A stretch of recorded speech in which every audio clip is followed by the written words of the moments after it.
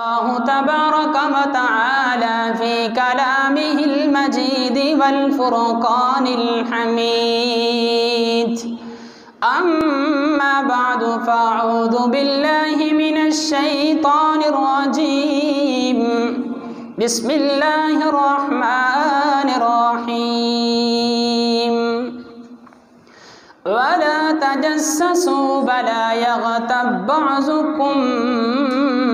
بعضا أيحب أحدكم أن يأكل لحم أخيه ميتا فكرهتموه وقال النبي صلى الله عليه وسلم الغيبة أشد من الزنا صدق الله وصدق رسوله النبي الكريم الأمين ونحن على ذلك لمن الشاهدين والشاكرين والحمد لله رب العالمين قال رب اشرح لي صدري ويسر لي أمري واحلل عقدة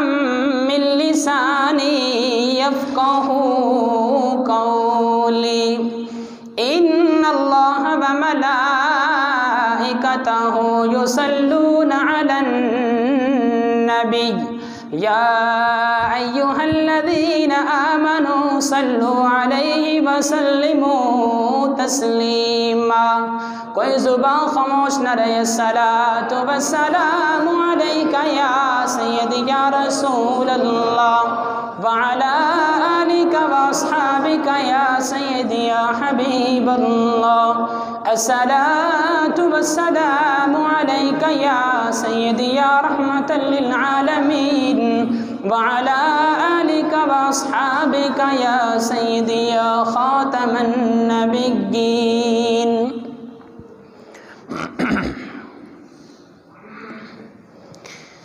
میرے آقا مدنی دا ہر یار بڑا سونا سے دیکھ عمر عثمان قرار بڑا سونا میرے آقا مدنی دا ہر یار بڑا سونا سے دیکھ عمر عثمان قرار بڑا سونا ایک وقت جو اوکھا آوے ونج یار نو یار جگاوے جڑا موڑیاں تے چاچاوے وچ غار دے ڈیرے لاوے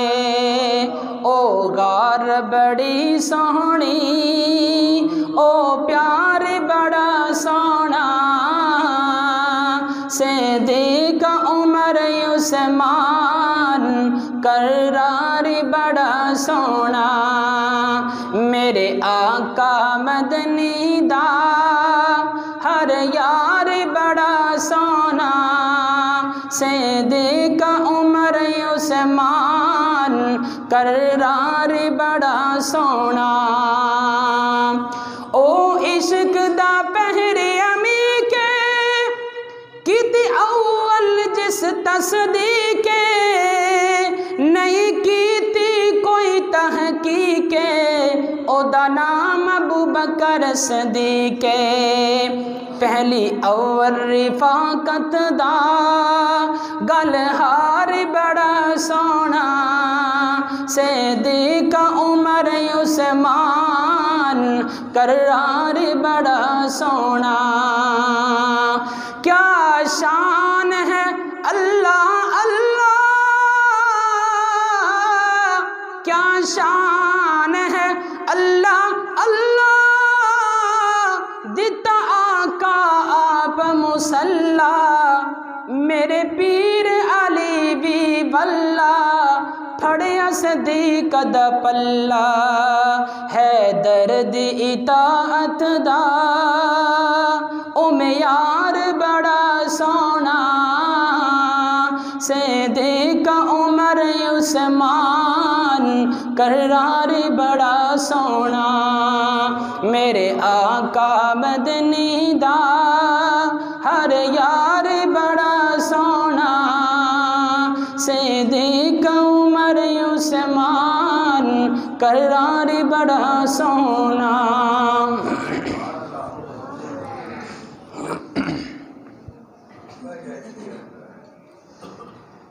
ہر قسم کی حمد و ثنا اللہ جل مردہ الکریم کی ذات واسطے جو مالک کائنات بھی اور مالک شش جہات بھی اللہ جل وعلا کی حمد و ثنا کے بعد ہر قسم کی درود و سلام نبی مکرم شفیع معظم رحمت دو عالم فخر دو عالم مولا کل فخر الرسل ہادی سبل تاج رسول ختم الرسل مولا کائنات فخر موجودات اللہ کے پیارے امت کے سہارے سید انس و جاں والی کون و مکان بدر الدجا شمس الضحیٰ حضور جان جانا احمد مجتبیٰ حضرت محمد مصطفیٰ سرور کونین صلی اللہ علیہ وآلہ وسلم کی ذات گرامی پر محترم دوستو، اللہ رب العزت کا لاکھ لاکھ شکر ادا کرتے ہیں کہ ہم اس وقت قال اللہ و قال الرسول کا درس سننے کے لیے اللہ کے گھر میں بیٹھے ہیں۔ اللہ رب العزت سے دعا ہے کہ اللہ خالق لم یزل میری زبان پر کلمۃ الحق جاری فرما دے اور ہم سب کو کہے سنے پر عمل کرنے کی توفیق عطا فرمائے۔ محترم سامعین، میں نے آپ کے سامنے قرآن مجید فرقان حمید میں سے ایک آیت کریمہ تلاوت کی ہے، جس میں اللہ رب العزت نے ارشاد فرمایا وَلَا تَجَسَّسُوا وَلَا يَغْتَبْ بَعْضُكُمْ بَعْضًا أَيُحِبُّ أَحَدُكُمْ أَن يَأْكُلَ لَحْمَ أَخِيهِ مَيْتًا فَكَرِهْتُمُوهُ۔ اس کا بالکل سادہ الفاظ میں ترجمہ کر رہا ہوں۔ اس کا بالکل سادہ الفاظ میں ترجمہ یہ ہے، اللہ تعالیٰ فرما رہا ہے کہ کسی کی غیبت نہ کیا کرو، کسی کی غیبت نہ کیا کرو۔ ان یأکل لحم اخیہ میتا فکرہتموہ، تو پھر آگے اللہ رب العزت نے ارشاد فرمایا کیا تم میں سے کوئی ایسا شخص ہے جو اس چیز کو پسند کرے، ان یأکل لحم اخیہ میتا، کہ اپنے مردہ بھائی کا گوشت کھائے؟ کیا تم میں سے کوئی ایسا ہے کہ جو اپنے مردہ بھائی کا گوشت کھائے؟ اللہ نے خود ہی فرمایا فَكَرِهْتُمُوهُ، تم اس کو ناپسند کرتے ہو، تم اس کو ناپسند کرتے ہو۔ آئیے حضور علیہ السلام کے فرمان سے ابو داؤد شریف کی بھی روایت ہے، امام احمد بن حنبل نے بھی اس روایت کو نقل کیا، ابو اللیث سمرقندی رحمۃ اللہ علیہ نے تنبیہ الغافلین میں نقل کیا، سیدنا ابو ہریرہ رضی اللہ تعالی عنہ اس روایت کے مروی ہیں، فرماتے ہیں کہ رسول اکرم صلی اللہ علیہ وسلم نے صحابہ کرام کو مخاطب کر کے فرمایا کہ اے میرے صحابہ، تم جانتے ہو کہ غیبت کیا چیز ہے؟ صحابہ کرام نے عرض کی اللہ اور اس کا رسول ہی بہتر جانتے ہیں۔ تو میرے حضور نے فرمایا کہ ایسی بات جو تمہارا بھائی تمہارے پاس موجود نہیں تو اس کی پیٹھ پیچھے بیٹھ کر ایسی بات کرو جو اس کو ناپسند ہو، تو یہ اس کی غیبت ہے۔ پوچھا گیا اگر وہ میرے بھائی میں برائی موجود ہو جو میں کہہ رہا ہوں، تو پھر فرمایا کہ اگر اس میں وہ برائی تھی تو یہ غیبت ہے، اگر تو نے بات کی اور اس میں وہ برائی نہ تھی تو یہ بہتان ہے۔ اور پھر فرمایا کہ غیبت کتنا بڑا گناہ ہے، ہم نے اس کو سمجھا ہی نہیں۔ غیبت کتنا بڑا گناہ ہے۔ میرے حضور کا فرمان عالی شان ہے، صحیح مسلم شریف کی روایت ہے، میرے حضور نے فرمایا کہ الغیبۃ اشد من الزنا، جو غیبت کرنا ہے یہ زنا سے بھی بڑا گناہ ہے، زنا سے بڑا گناہ ہے۔ ہر انسان زنا سے نفرت کرتا ہے، زنا سے بھاگتا ہے، لیکن میرے حضور نے فرمایا کہ یہ جو ہم غیبت کرتے ہیں نا، اپنے بھائی کے پیٹھ پیچھے بیٹھ کر اس کی برائی کرتے ہیں، اگر بنائی تو پھر بھی وہ بات کرتے ہیں، تو یہ اس کی غیبت ہے، یہ اس پر بہتان ہے۔ میرے حضور نے فرمایا کہ یہ زنا سے بھی بڑا گناہ ہے، یہ چوری سے بڑا گناہ ہے، یہ غیبت ڈاکہ ڈالنے سے بڑا گناہ ہے، شراب پینے سے بڑا گناہ ہے۔ میرے حضور اکرم صلی اللہ علیہ وسلم کا فرمان ہے، میرے حضور نے فرمایا کہ جب میں معراج کی رات گیا تو میں نے جبریل علیہ السلام سے پوچھا، جبریل یہ کون لوگ ہیں جو اپنے ہی جسم سے اپنا ہی گوشت نوچ نوچ کر، اپنا جسم کاٹ کاٹ کر خود ہی کھا رہے ہیں؟ تو حضرت جبرائیل امین عرض کی، یا رسول اللہ صلی اللہ علیہ وسلم، آپ کی امت کے وہ لوگ جو دنیا میں غیبتیں کیا کرتے تھے آج اس عذاب کے اندر مبتلا ہیں۔ اپنے بھائی کی غیبتیں کیا کرتے تھے، اس کی پیٹھ پیچھے بیٹھ کر اس کی برائیاں بیان کیا کرتے تھے، آج اس عذاب کے اندر مبتلا ہیں۔ ایک دوسری روایت جس کو امام ابو داؤد نے نقل کیا ہے، وہ فرماتے ہیں کہ میرے حضور جب معراج پر گئے تو میرے حضور نے دیکھا کہ کچھ لوگ ہیں، ان کے جسم سے گوشت کاٹا جا رہا ہے، پھر انہیں ہی کھلایا جا رہا ہے، پھر کاٹا جا رہا ہے، انہیں کھلایا جا رہا ہے۔ تو میرے حضور نے پوچھا، جبریل یہ کون لوگ ہیں؟ تو حضرت جبرائیل امین عرض کی، یا رسول اللہ صلی اللہ علیہ وسلم، آپ کی امت کے وہ لوگ جو دنیا میں غیبتیں کیا کرتے تھے آج اس عذاب کے اندر مبتلا ہیں۔ میرے حضور اکرم صلی اللہ علیہ وسلم کے گھر میں ایک عورت آئی، کسی کام سے آئی اور چلی گئی۔ جب وہ چلی گئی، ام المؤمنین حضرت امی عائشہ صدیقہ رضی اللہ تعالی عنہا نے عرض کی، یا رسول اللہ صلی اللہ علیہ وسلم، حضرت امی عائشہ مسکرا بھی دی اور عرض کرنے لگی، یا رسول اللہ یہ کس قدر چھوٹے قد کی عورت ہے؟ تو میرے حضور نے فرمایا، عائشہ خبردار، یہ تو نے اس کی غیبت کی ہے۔ تو حضرت عائشہ نے عرض کی، یا رسول اللہ فداک ابی و امی، میرے ماں باپ آپ پہ قربان ہوں، یہ تو اس میں تھا، وہ اتنے چھوٹے قد کی تھی تو میں نے بات کی ہے۔ تو میرے حضور نے فرمایا کہ نہ عائشہ، تو نے اس کی پیٹھ پیچھے بات کی ہے، تو یہ تو نے اس کی غیبت کی ہے۔ تو کسی کی پیٹھ پیچھے بات کرنا، اس کی برائی بیان کرنا، یہ غیبت ہے۔ اس وقت جو سب سے زیادہ ظلم ہے نا ہمارے معاشرے کے اندر، وہ یہی ہے کہ ہر مسلمان چوک میں کھڑا ہے، کسی محفل میں بیٹھا ہے، کسی جگہ پر بھی کھڑا ہے تو اسی گناہ کے اندر مبتلا ہے۔ آج ہمارے گھروں کے اندر لڑائیاں، محلے کے اندر لڑائیاں، معاشرے میں لڑائی، سوسائٹی میں لڑائی، ملک کے اندر جو جھگڑا ہے نا، ہر اس گناہ کے پیچھے، اس لڑائی کے پیچھے دیکھو گے نا، اس کا بیک گراؤنڈ دیکھو تو یہ غیبت ہر انسان کر رہا ہے۔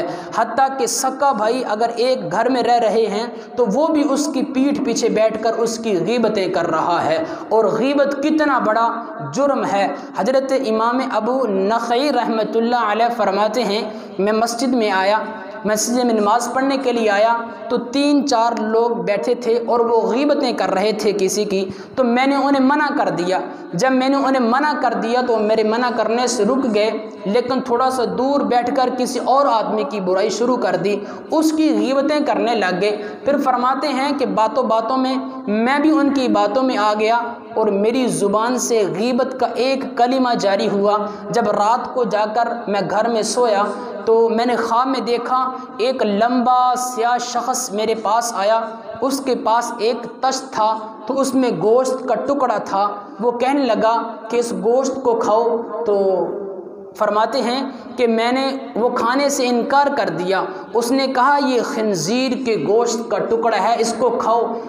اس نے کہا کہ بلّہ میں کیوں کھاؤں گا خنزیر کا گوشت؟ اس نے کہا جو تو نے اپنے بھائی کی غیبت کی ہے وہ خنزیر کے گوشت سے بھی بدتر تھا جو تو نے غیبت کی ہے۔ تو گویا کہ یہ جو غیبت کرنا ہے یہ خنزیر کا گوشت کھانے سے بھی بدتر ہے، خنزیر کا گوشت کھانے سے بھی برا ہے۔ پھر فرماتے ہیں کہ وہ شخص زبردستی اس گوشت کو اٹھا کر میرے منہ میں دھکیلنے لگا، میرے منہ میں دھکیل رہا تھا کہ میری آنکھ کھل گئی۔ جب آنکھ کھلی تو فرماتے ہیں میں نے 1 ہفتہ کھانا نہ کھایا اور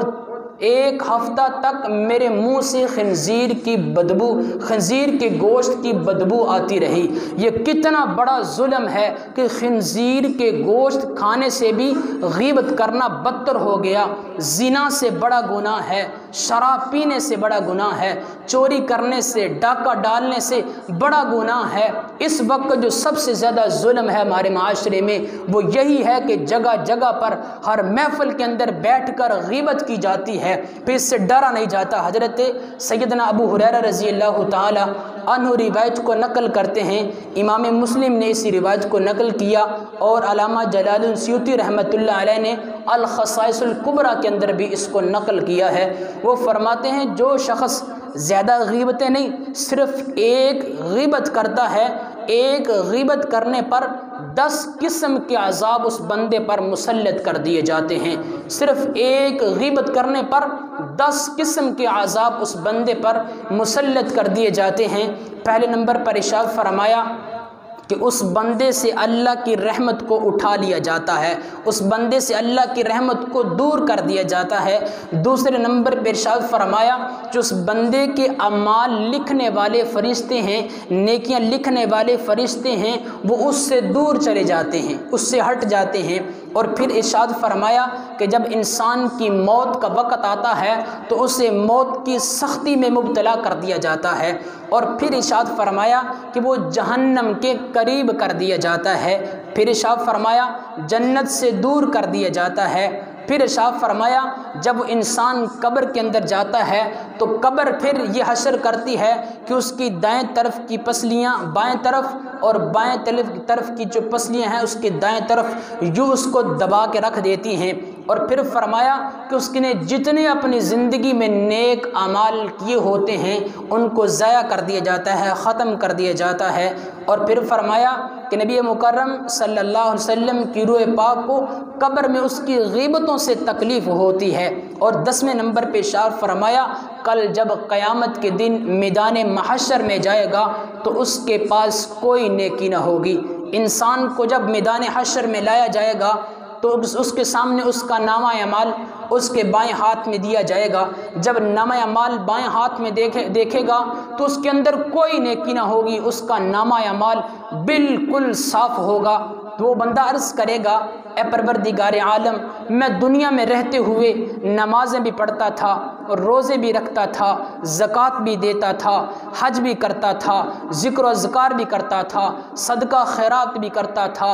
حقوق العباد بھی ادا کیا کرتا تھا، ہمسائے کے ساتھ میرے سلوک بھی اچھا تھا، ہر ایک میں ادب و احترام کیا کرتا تھا، دنیا والے میری عزت احترام کیا کرتے تھے۔ یہ کیا معاملہ ہے کہ آج میرے نامہ اعمال کے اندر ایک بھی نیکی نہیں ہے؟ میں نے اتنے حج کیے تھے، اتنے عمریں کی تھی، میں تہجد گزار تھا، یہاں پر تو کچھ درج نہیں ہے۔ میرے حضور کا فرمان ہے جو انسان غیبت کرتا ہے تو اس کی غیبت کرنے کی وجہ سے جس کی غیبت کر رہا ہے، اب اس غیبت کرنے والے انسان کے نامہ اعمال سے تمام نیکیاں نکال کر جس کی غیبت کی جا رہی ہوتی ہے اس کے نامہ اعمال میں ڈال دی جاتی ہیں، یہ بالکل مفلس ہوگا۔ تو اللہ فرمائے گا پکڑو اس کو، جہنم کی زنجیروں میں جکڑو، جہنم کا طوق پہنا دیا جائے، اس کو گھسیٹا جائے، ان لوگوں کے ساتھ کھڑا کر دیا جائے جن کے نامہ اعمال میں کوئی نیکی نہیں ہے۔ تو جن کے نامہ اعمال میں میدان حشر میں کوئی نیکی نہ ہوگی وہ کون لوگ ہوں گے؟ وہ فرعون ہوگا، وہ قارون ہوگا، وہ حامان ہوگا، وہ ابو جہل ہوگا، وہ ابو لہب ہوگا، وہ عتبہ ہوگا، وہ شیبہ ہوگا۔ ان کے نامہ اعمال میں کوئی نیکی نہ ہوگی، اس کے نامہ اعمال تو نیکیوں سے خالی ہو گیا، پکڑو اس کو، ان کے ساتھ کھڑا کر دیا جائے گا۔ پھر میدان حشر میں ایک ایسا شخص بھی لایا جائے گا جس کو نامہ اعمال اس کے دائیں ہاتھ میں دیا جائے گا، حکم ہوگا جاؤ جنت میں چلے جاؤ، تو وہ بندہ عرض کرے گا اے پروردگار عالم، دنیا میں میں نے نمازیں نہیں پڑھی، دنیا میں میں نے روزے نہیں رکھے، دنیا میں رہتے ہوئے میں نے زکوٰۃ نہ دی تھی، میں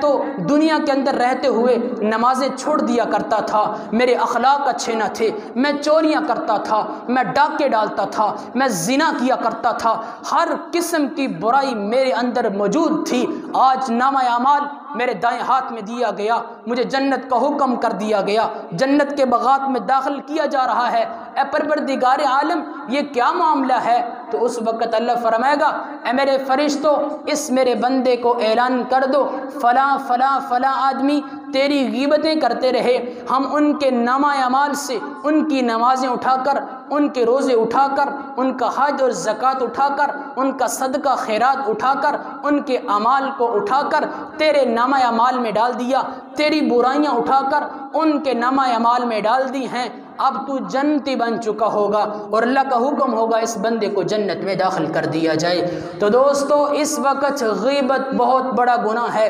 غیبت بہت بڑا جرم ہے۔ حضرت عبداللہ بن مبارک رحمۃ اللہ علیہ فرماتے ہیں میں طواف کر رہا تھا، دوران طواف میرے پاس ایک نوجوان آیا، آ کے عرض کرنے لگا عبداللہ بن مبارک آپ اللہ کے ولی ہیں، اللہ کے دوست ہیں، آپ تہجد گزار ہیں، 5 وقت کے نمازی ہیں، صدقہ خیرات کرنے والے ہیں۔ یہ حضرت عبداللہ بن مبارک رحمۃ اللہ علیہ تابعی ہیں جنہوں نے صحابہ کرام کی زیارت کی۔ عبداللہ بن مبارک فرمانے لگے کہ تو میرے پاس کیسے آیا؟ تو اس نے عرض کی کہ اللہ کے دوست میرے بہت بڑے بڑے گناہ ہیں، میں اس لیے آیا ہوں جب آپ تہجد کے وقت میں آپ کی اللہ سے ملاقات ہو تو میرے اللہ سے میرے لیے معافی مانگنا، میں معافی چاہتا ہوں۔ تو حضرت عبداللہ بن مبارک نے پوچھا کہ تیرا گناہ کون سا ہے؟ اس نے کہا میرا بہت بڑا گناہ ہے۔ عبداللہ بن مبارک نے پھر پوچھا کیا تیرا گناہ اللہ کے عرش سے بھی بڑا ہے؟ اس نے کہا ہاں میرا عرش سے بھی بڑا گناہ ہے، لوح و قلم سے بھی بڑا ہے، کرسی سے بھی بڑا ہے۔ تو پھر حضرت عبداللہ بن مبارک رحمۃ اللہ علیہ نے فرمایا کیا تیرا گناہ اللہ کی رحمت سے بھی بڑا ہے؟ تو وہ نوجوان خاموش ہو گیا۔ تو حضرت عبداللہ بن مبارک رحمۃ اللہ علیہ نے فرمایا جب تو اپنے گناہ کی بات کر رہا تھا تو میرے دل میں یہ خیال پیدا ہو رہا تھا کہ شاید تو نے زنا کیا ہے، شاید تو نے زنا کیا ہے۔ اس نے کہا نہیں میں نے زنا نہیں کیا بلکہ میں نے غیبت کی ہے۔ تو حضرت عبداللہ بن مبارک فرمانے لگے تیرا یہ گناہ جو غیبت کی ہے یہ زنا سے بھی بڑا گناہ ہے۔ تو غیبت کرنا یہ معمولی گناہ نہیں ہے، یہ بہت بڑا گناہ ہے۔ حضرت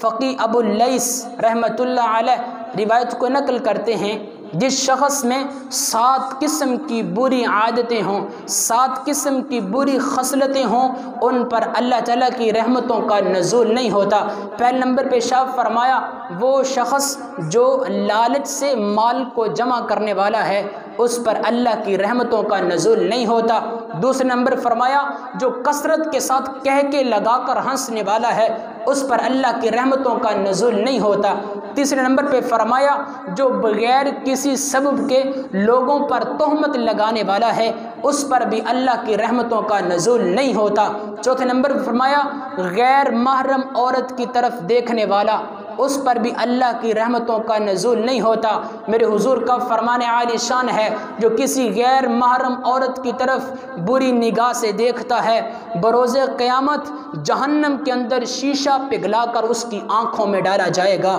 اور پھر فرمایا جو شخص نفسانی خواہشات کے پیچھے دوڑنے والا ہے، شہوتوں کی لذتوں کو پورا کرنے والا ہے، کبھی بھی اس پر اللہ کی رحمت نہیں ہوتی۔ اور پھر چھٹے نمبر پہ ارشاد فرمایا ایسا شخص جو نماز با جماعت تکبیر اولیٰ کے ساتھ جان بوجھ کر نہیں پڑھتا کبھی بھی اس پر اللہ کی رحمت نہیں ہوتی۔ اور 7ویں نمبر پہ ارشاد فرمایا ایسا بدبخت جو لوگوں کی غیبتیں کرتا ہے اس پر کبھی میرے اللہ کی رحمت نہیں ہوتی۔ دوستو یہ غیبت کوئی معمولی گناہ نہیں ہے، یہ غیبت بہت بڑا گناہ ہے۔ اس غیبت نے ہمارے گھروں کے گھر اجاڑ دیے، اس غیبتوں نے ہمارے اندر لڑائیاں فساد جھگڑے جو پیدا ہیں یہ اسی غیبت کی وجہ سے ہے۔ یہ اگر غیبت جیسی برائی ختم ہو جائے تو گھروں کے اندر امن ہو سکتا ہے، گھروں کے اندر سکون ہو سکتا ہے، گھروں کے اندر راحت آ سکتی ہے۔ حضور نبی مکرم صلی اللہ علیہ وآلہ وسلم کا فرمان عالی شان ہے میرے حضور نے فرمایا انسان کے اندر میرے اللہ نے 4 قسم کے جوہر رکھے ہیں، 4 قسم کے جوہر رکھے ہیں، ان کو 4 چیزیں ایسی ہیں جو ان چاروں کو ختم کر دیتی ہیں۔ پہلے نمبر پہ ارشاد فرمایا کہ انسان کے اندر اللہ نے عقل جیسی عظیم نعمت کو رکھا، لیکن غصہ ایسی چیز ہے جو انسان سے عقل کو ختم کر دیتا ہے۔ تو جب غصہ آ جائے تو صبر کیا کرو، کوئی ظلم کرتا ہے صبر کرو، کوئی گالیاں دیتا ہے صبر کرو، کوئی برا بھلا کہتا ہے صبر کرو۔ نتیجہ کیا نکلے گا صبر کرنے پر؟ اس کا رزلٹ کیا نکلے گا؟ دیکھو یزید نے ظلم کیا، یزید کی اس کے حواریوں نے ظلم کیا، تو جو دنیا میں ظلم کرتا ہے قیامت والے دن اس ظالم کو یزید ظالم کے ساتھ کھڑا کیا جائے گا۔ امام حسین نے صبر کیا، جو دنیا میں صبر کرتا ہے اس بندے کو امام حسین کے ساتھ جنت میں کھڑا کیا جائے گا۔ تو اس لیے اگر کوئی غصہ آ جاتا ہے تو غصے کو پی جاؤ، غصے کو دبا جاؤ۔ اور دوسرے نمبر پہ ارشاد فرمایا کہ ایسا شخص جو جان بوجھ کر فرائض کو چھوڑنے والا ہے اس سے ایمان اور اس سے دین کو زائل کر دیا جاتا ہے۔ تیسرے نمبر پہ ارشاد فرمایا جو لالچ کرنے والا ہے، حرص کرنے والا ہے، اس سے شرم و حیا ختم کر دی جاتی ہے۔ اور چوتھے نمبر پر ارشاد فرمایا جو بندہ غیبتیں کرنے والا ہے، غیبتیں کرنے والا ہے، اس بندے کے نامہ اعمال سے تمام اعمال نکال دیے جاتے ہیں اور برائیاں اس بندے کے نامہ اعمال میں ڈال دی جاتی ہیں۔ حضرت امام حسن بصری رحمۃ اللہ علیہ کی کسی نے غیبت کی تو کسی بندے نے جا کے بتا دیا کہ تیری فلاں شخص نے، امام صاحب آپ کی فلاں بندے نے غیبت کی ہے۔ تو حضرت امام حسن بصری رحمۃ اللہ علیہ نے ایک بہت بڑا ٹوکرا لیا، اس میں کافی زیادہ کھجوریں ڈال دی اور اس بندے سے فرمایا کہ جس نے میری یہ غیبت کی ہے یہ ساری کی ساری کھجوریں اسے دے دینا اور اسے کہہ دینا کہ تو نے جو میری غیبت کی ہے اللہ نے تیری نیکیاں میرے نامہ اعمال میں ڈال دی ہیں، اس لیے یہ میں تجھے تحفے کے طور پہ، ہدیے کے طور پہ یہ کھجوریں دے رہا ہوں۔ تو یاد رکھو غیبت نہ کرنا، کہیں غیبت کرتے کرتے مر جائیں اور میدان حشر میں جب اٹھیں نامہ اعمال پھر دائیں ہاتھ میں نہیں بائیں ہاتھ میں دیا جائے، ہمارے پاس کوئی نیکی نہ ہو، جنت میں جانے کے لیے کوئی راستہ نہ ہو۔ اس وقت میرے حضور نے بھی فرما دیا کہ تجھے علم تھا غیبت نہیں کرنی، پھر بھی تو غیبتیں کرتا رہا، آج اپنے نامہ اعمال کو صاف لے کر آیا ہے، آج جا تیرے لیے بھی جہنم کا اعلان ہو چکا ہے۔ اس سے پہلے کہ ہم غیبتیں کرتے کرتے مر جائیں، دوستو توبہ کرو۔ پھر یاد رکھو یہ اتنا بڑا جرم ہے، انسان ساری زندگی گناہ کرتا رہے، غیبت نہ کرے، گناہ کرتا رہے مر جائے، توبہ کرے اور مر جائے، اللہ پاک معاف فرما دیتا ہے۔ لیکن یہ غیبت اتنا بڑا گناہ ہے، آپ نے غیبت کی، اب جس کی غیبت کی ہے اگر آپ جا کر غیبت جس کی ہے اس سے معافی نہیں مانگتے تو کبھی معافی نہیں ملے گی، اگرچہ آپ نے سجدے میں رو رو کر بھی اللہ سے معافی مانگی ہو۔ تو اس لیے جس کی غیبت کی اس سے جا کے معافی مانگو، آج کے بعد میں غیبت نہیں کروں گا، آج کے بعد میں غیبت نہیں کروں گا۔ اور پھر فرمایا کہ جس نے غیبت کی پھر توبہ کی پھر مر گیا تو جنت میں جتنے بھی جنتی جانے والے ہیں سب سے آخر میں داخل ہوگا۔ اور پھر فرمایا کہ جس نے غیبت نہ کی اور پھر اسی غیبت کر لی پھر توبہ نہ کی، اسی حالت میں مر گیا تو سب سے پہلے جہنم میں جائے گا۔ اللہ رب العزت سے دعا ہے کہ اللہ خالق لم یزل غیبت سے بچنے کی توفیق عطا فرمائے۔ 1 منٹ تشریف رکھیں، صرف 1 منٹ۔